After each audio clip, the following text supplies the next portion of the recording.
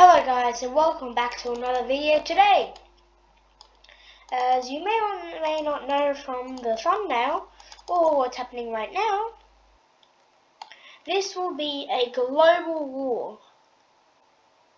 No country will be left out. So, it started in Africa. Nigeria declaring war on Cameroon. The US and NATO has like military bases there. So like they all declare war on each other. This just leads to a huge war in Africa, spreading throughout the Middle East and into NATO, which is in Europe. Pakistan sees this as a chance to gain some land and declares there's a war on India.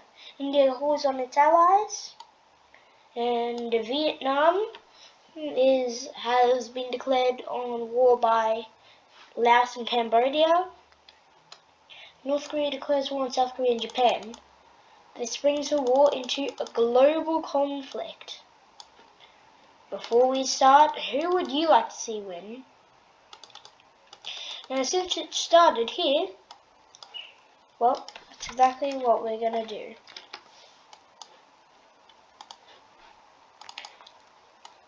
A sudden attack on the people of Cameroon. The Nigerians push into the border of Cameroon, aided by Chad. Although in the west, Nigeria is invaded and Niger, along with Mali and Mauritania. With Spanish troops landing in the north, the Western Sahara is taken out, and a Spanish, Algerian, Moroccan force pushes into Mauritania.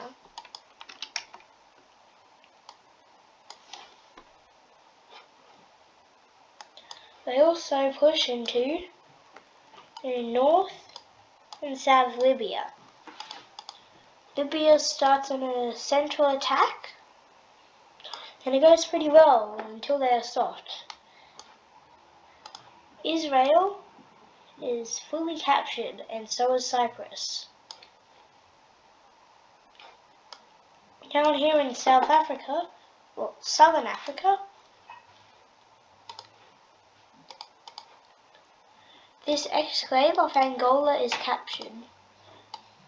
I've already explained why it's so vital for Angola, but if you haven't, in my last video I explained why, but if you, well, in one of my previous videos I explained why, sorry about that. But if you don't know, it accounts for 60% of the nation's oil production. The Angolans have a weakness, and which is about to be exploited. A Botswana Namibian force pushes into the south, along with Zimbabwe and Mozambique pushing into Zambia. The DRC pushes into the Republic of Congo, the ROC. They eventually reach Gabon, splitting the country into two, but they are then stopped.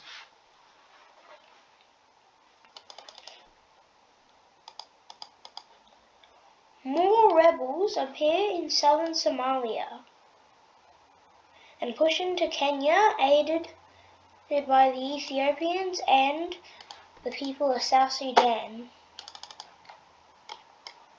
Somalia's capital is captured, and the country surrenders. The first surrender of this war. Now coming over here in the Americas, yeah, it doesn't look too good. Venezuela has a very bad economic crisis. So rebel groups are funded by the blue side in Venezuela. They all meet up and the rebel groups capture the capital, forcing Venezuela to surrender. Cuba manages to take over some islands in the Caribbean and land in southern Florida.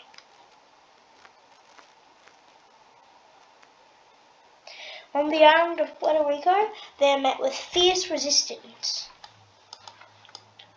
Mexico and the other Central American countries use land in southern Cuba and sweep through the capital of Cuba, Havana. The islands that Cuba captured are liberated, and eventually Cuba capitulates.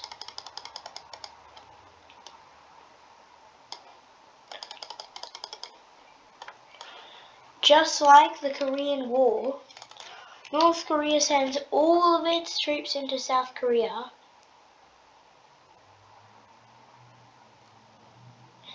Without much resistance, since this is a surprise attack. They are halted by many South Korean tactical defeats. But eventually, South Korea's capital is captured. The country doesn't surrender, just like in the Korean War. Most of the coast of South Korea is captured.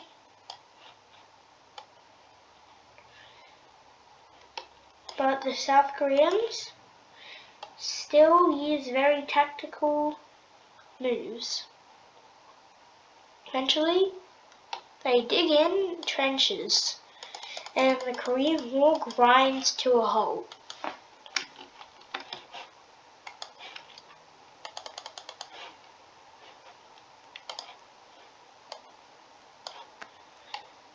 Aided by the other Oceanic and Southeast Asian countries, Laos is fully captured, so is Cambodia.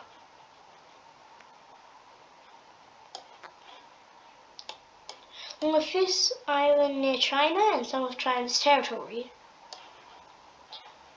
Aided by the rebel groups in Myanmar, the capital is easily captured, and the country is forced to surrender.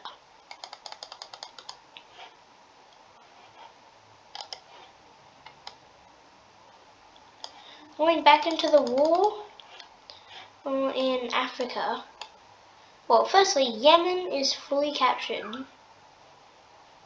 Well, not fully captured, but for the most part they are.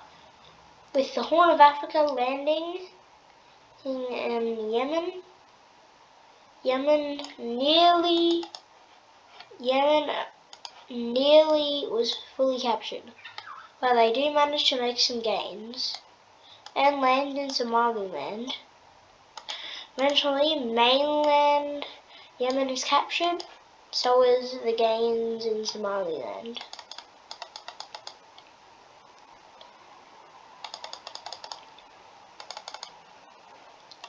Ah, my good old friend Europe, I haven't checked on you in a while. How's the war doing?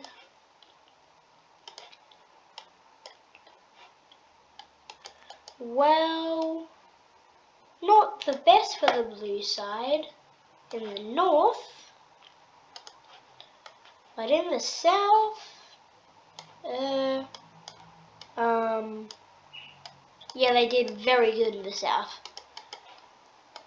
Easily sweeping through Turkey's capital and landing and liberating Cyprus and landing in southern Turkey. Eventually, Armenia was fully captured, but a Persian-Russian force takes over the Caucasus, liberating Armenia. How about... Oh yes, the Indian subcontinent. Let's go there, shall we? Hopefully, it's kind of loud. Let me just move the microphone a little bit forward. There we go. Okay, so now a Sino-Pakistan force pushes into the north of India, although in South Pakistan, the exact same thing is happening except for the blue side. Japan takes over the island of Sakhalin and takes a few other islands, along with landing in far eastern Russia. This landing goes well for the most part, capturing lots of eastern Russia. So if you haven't figured out already, I am using a new map. Rest in peace, old map. Hello, new map. Well, I think I've done all the fronts. So I'll just do one more for the video. No, two more for the video. With Belarus pushing into Poland and Ukraine, a Russian army capturing Crimea and also pushing into Ukraine and encircling a large number of Ukrainian troops, the war isn't looking too good for Ukraine. Also, the entire Baltics, not Balkans, are captured. Just like World War II, the Finns inflict several tactical defeats, encircling large numbers of Russian troops.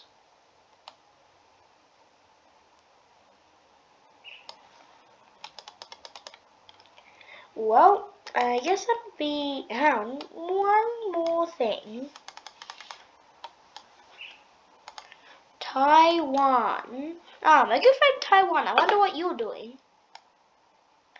Okay, they're landing in China, capturing the Qingdao province, I think that's what it's called, and pushing into China, along with India, Nepal, Bhutan, and Bangladesh. Pretty good.